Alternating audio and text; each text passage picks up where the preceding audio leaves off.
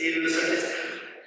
Nous sommes aujourd'hui le premier dimanche du temps de l'Avent et nous voulons, de manière solennelle, allumer la première bougie sur notre couronne. J'ai demandé à Johannes Galis de lui allumer la bougie.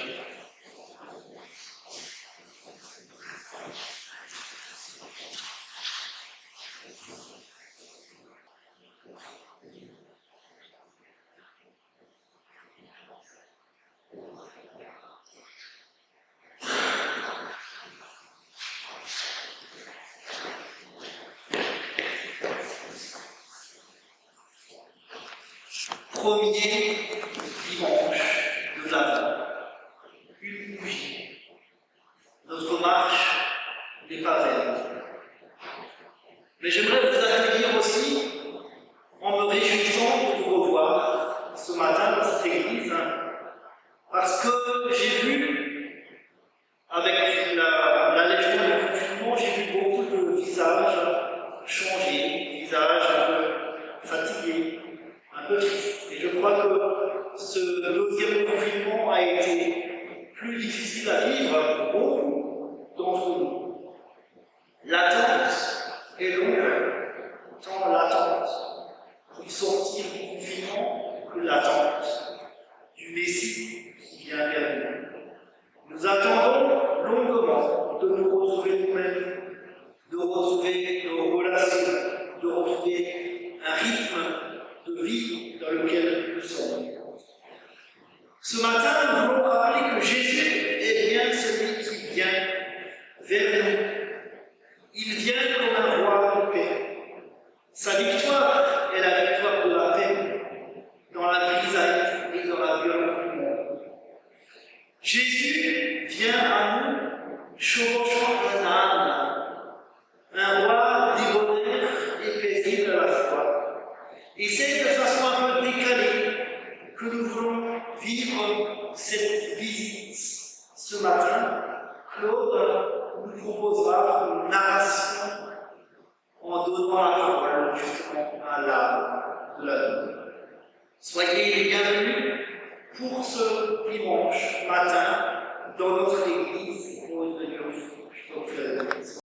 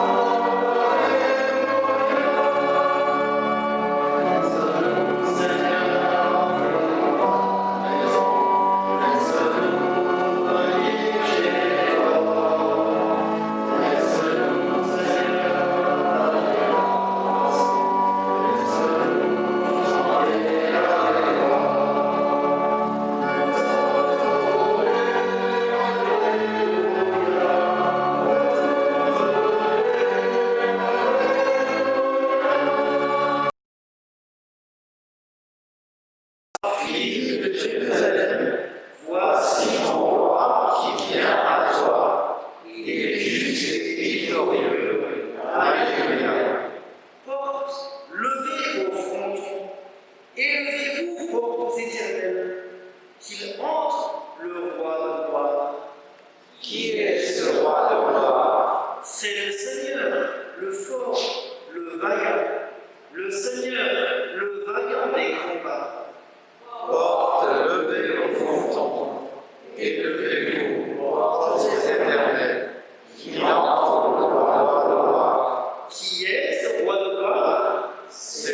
Seigneur, Dieu de l'univers, c'est lui le roi des rois. Tous des cris de joie, filles de Jérusalem, voici ton roi qui vient à toi, il est juste et victorieux. Alléluia. Alors chantons notre louange, gloire à Dieu, notre Créateur.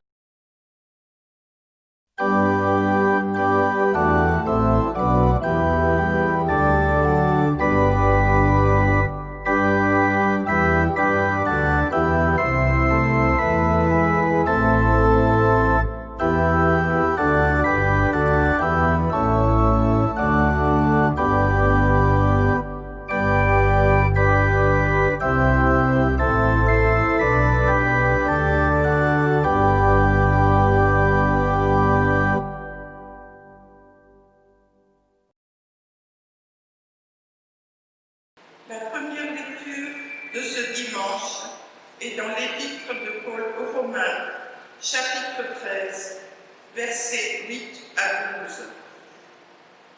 Ne devez rien à personne, si ce n'est de vous aimer les uns les autres, car celui qui aime l'autre a accompli la loi.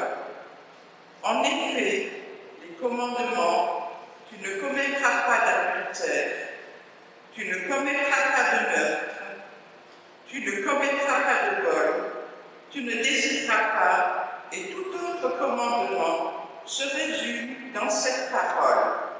Tu aimeras ton prochain comme toi-même. L'amour ne fait pas de mal au prochain. L'amour est donc l'accomplissement de la loi. D'autant que vous savez en quel temps nous sommes, c'est bien l'heure de vous réveiller du sommeil, car maintenant, le salut est plus proche de nous que lorsque nous sommes venus à la foi. La nuit est avancée, le jour s'est approché. Rejetons donc les œuvres des ténèbres et revêtons les armes de la lumière. Et dans l'évangile de Matthieu, chapitre 21, versets 1 à 11. Lorsqu'ils approchèrent de Jérusalem et qu'ils furent arrivés à Bethphagée vers le mont des Oliviers, Jésus envoya 2 disciples en leur disant : Allez au village qui est devant vous. Vous trouverez aussitôt une ânesse attachée et un âne avec elle. Détachez-les et amenez-les-moi. Si quelqu'un vous dit quelque chose, vous répondrez : Le Seigneur en a besoin. Et il les laissera aller tout de suite. Cela arriva afin que s'accomplisse ce qui avant était dit par l'entremise du prophète. Dites à la fille de Sion : Ton roi vient à toi, plein de douceur, monté sur une ânesse, sur un ânon, le petit d'une bête de somme. Les disciples allèrent faire ce que Jésus leur avait ordonné. Ils amenèrent l'ânesse et l'ânon sur lesquels ils mirent leurs vêtements. Ils s'assirent dessus. La plupart des gens de la foule étendirent leurs vêtements sur le chemin, et d'autres coupèrent des branches aux arbres et les étendirent sur le chemin. Les foules le précédaient et le suivaient en criant : Hosanna pour le fils de David, béni soit celui qui vient au nom du Seigneur, Hosanna dans les lieux très hauts. Lorsqu'il entra dans Jérusalem, toute la ville fut en émoi. On disait : Qui est-il, celui-ci ? Les foules répondaient : C'est le prophète Jésus de Nazareth de Galilée.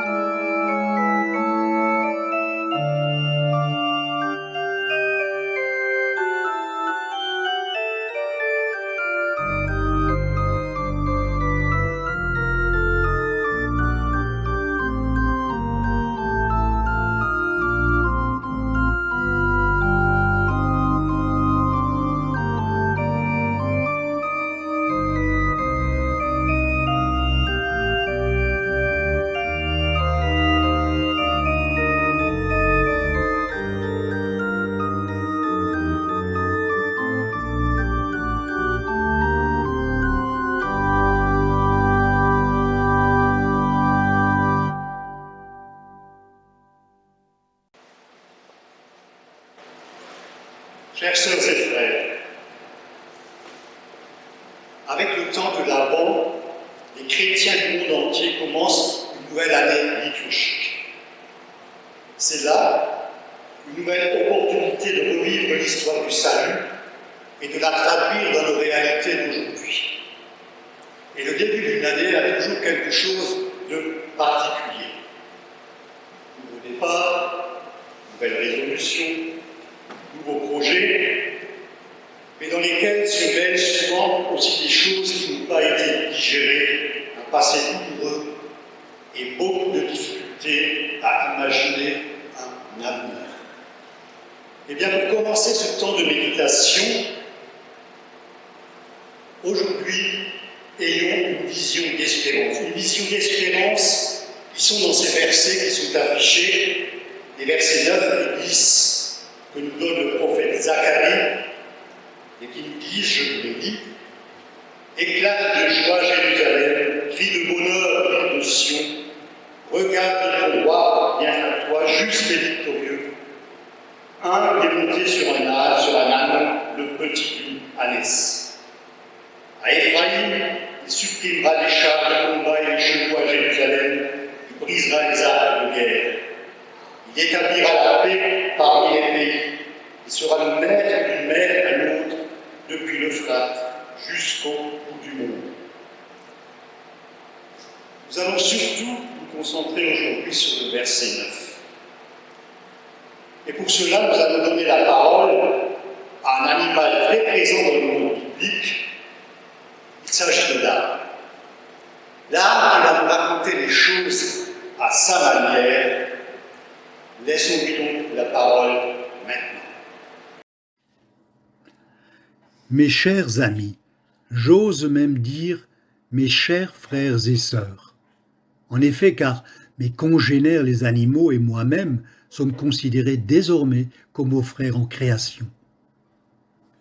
Néanmoins, il faut dire que nous les ânes, qui servons souvent d'exemple dans la Bible, ne sommes pas les animaux les plus glorieux. Ce n'est pas comme l'agneau. D'Abraham à Moïse, puis d'Ésaïe à Jésus, il est au cœur du message de Dieu. Moi, je ne suis qu'un âne, le plus humble et le plus maltraité des animaux. Oui, mes amis, moi-même et mes frères n'avons pas bonne presse parmi vos contemporains. On nous affuble de tous les défauts possibles. Notre nom est utilisé pour critiquer ou ridiculiser les gens, braire comme un âne, être têtu comme un baudet. Et pourtant, savez-vous qu'à une certaine époque, j'ai joué un rôle important dans l'histoire de l'humanité. Probablement l'avez-vous oublié, car les générations d'humains se sont empressées d'oublier mon rôle pour mettre l'accent sur ce qui est plus intellectuel, plus remarquable, pour mettre en évidence le rôle tenu par les humains. Eh bien, je vais vous rafraîchir la mémoire. Déjà, le livre des Nombres raconte que l'ânesse du prophète Balaam, battue par celui-ci, l'a sauvée en lui disant de ne pas continuer son chemin. Lisez son histoire dans le livre des Nombres au chapitre 22. C'est également un collègue qui a porté Marie jusqu'à Bethléem et qui ensuite l'a aidée dans la fuite en Égypte. Alors, une des histoires qui nous concerne aujourd'hui et que nous raconte l'évangéliste Matthieu est celle qui s'est passée le lendemain du Shabbat. Pour vous, c'est un dimanche, je crois. C'est l'histoire que vous avez entendue précédemment. J'étais tranquillement attaché devant ma maison, à Béthanie, dans la rue, quand je vis venir vers moi 2 hommes, avec leurs baluchons sur le dos. Ils s'approchent de moi, délient ma longe et m'emmènent avec eux. Mes maîtres me laissent partir, parce qu'apparemment, le Seigneur en a besoin. Ces hommes m'ont emmené auprès de leur maître. Et là, ils ont mis des vêtements sur mon dos et ma croupe, et un homme s'est assis sur moi. J'ai supposé que c'était leur Seigneur. Un homme simple, calme, qui ne criait pas, ne s'énervait pas, ne donnait pas d'ordre, ni de coups pour me faire avancer. Ensuite, la foule qui l'accompagnait sur la route vers Jérusalem a commencé à déposer des vêtements, des branchages par terre. Il y en avait partout, devant et derrière nous. Et ils criaient tous « Hosanna, béni soit celui qui vient au nom du Seigneur ». Un vrai cortège royal. On aurait dit une intronisation. Quelle fête sur la route vers Jérusalem. J'ai réalisé que celui qui s'était assis sur moi était un homme vraiment spécial. C'était le Messie annoncé par les prophètes, le roi qui allait venir libérer la Palestine de l'oppression des Romains. À entendre les gens dans la foule, l'homme que je portais en était capable. Il avait déjà fait tellement de miracles. Mais un roi militaire, ça n'entre pas en ville sur un âne, encore moins sur un ânon. Il lui faut un cheval guerrier. C'est puissant, c'est rapide, c'est impressionnant. On m'a dit que les prophètes ont toujours été hostiles aux chevaux. Tous ont critiqué le cheval, car celui-ci était symbole de volonté, de puissance, même d'arrogance, mais il était surtout symbole de guerre et d'affrontement. Le roi David lui-même n'a pas utilisé de chevaux, mais uniquement des mules et des ânes. Donc un roi qui entre en ville sur une mule, ce ne sera sûrement pas un roi guerrier. Alors, pourquoi les gens dans la foule n'ont-ils pas fait ce rapprochement? Vous savez, ce matin-là, j'ai pensé à la prophétie de Zacharie, l'autre histoire dont il est question aujourd'hui. Voici ton roi, il vient à toi, il est juste et victorieux, il est monté sur un âne, sur un ânon, le petit d'une ânesse. Ce roi que nous annonce Zacharie est un roi humble, un serviteur qui va inaugurer une ère nouvelle. Puisque c'est cela que Zacharie annonçait, qu'est-ce qu'ils sont donc en train de faire tous ces gens en route vers Jérusalem? Ils sont occupés à introniser un roi qui ne veut pas être roi à leur manière. Ils lui crient « Hosanna », attendent un salut à la manière humaine et guerrière, et lui, il vient leur annoncer l'accomplissement des promesses que Dieu a faites par les prophètes. Quel gros malentendu! Je n'ai pas senti de réelle adhésion de mon cavalier avec les cris de la foule. Et ce qu'on oublie généralement de raconter, ce à quoi on ne fait pas très attention, c'est que dans cette folie collective, l'homme que je portais n'a même pas ouvert la bouche. Il est resté silencieux. Le cortège est arrivé jusqu'à l'entrée de Jérusalem, mais la foule n'y a pas pénétré. L'homme est entré dans la ville, toujours silencieux, mais il n'y est pas resté très longtemps. Il est revenu chez moi, à Béthanie, la maison du pauvre, et là, la foule avait disparu. Les gens avaient vite compris que cet homme-là ne prendrait pas les armes pour chasser les Romains, comme eux le voulaient. Alors, la rupture s'est accélérée. Ils ont refusé, ils l'ont refusé. Il a été trahi, puis traduit devant un tribunal et finalement crucifié. Quelle fin atroce! Je savais bien qu'il était spécial. Un homme qui choisit un âne pour monter à la capitale n'est certainement pas n'importe qui. Je sais très bien qu'un homme qui a pu résister à une telle pression humaine, qui ne s'est pas laissé tenter par le pouvoir facile sur une foule et l'ascendant qu'il avait sur elle, un homme qui s'est laissé faire, malmené comme un agneau que l'on mène à la boucherie, celui-là n'est pas un gourou ou un profiteur. Il est vrai, peut-être vraiment le Fils de Dieu. C'était donc bien le Messie que je portais pour aller à Jérusalem. J'avais l'impression de discerner la présence de Dieu mieux que les humains. Alors vous voyez que j'ai joué un rôle important dans l'histoire de l'humanité. Allez-vous donc arrêter de critiquer les ânes? On dit de moi que je suis un animal bavard. Alors, je vais arrêter de parler. Mais avant de vous quitter, j'aimerais vous dire en me souvenant de ce brave Zacharie, vous avez été l'exemple d'un peuple maudit, et bien maintenant, je vous sauve et vous serez l'exemple d'un peuple béni. N'ayez plus peur, reprenez courage. Et dans la même foulée, si vous adoptiez le regard de Jésus sur les choses et les gens, peut-être que bien des choses changeraient. Vous ne pensez pas? Allez, je vous dis à bientôt. Un couple a besoin de moi pour un recensement du côté de Bethléem. Au revoir.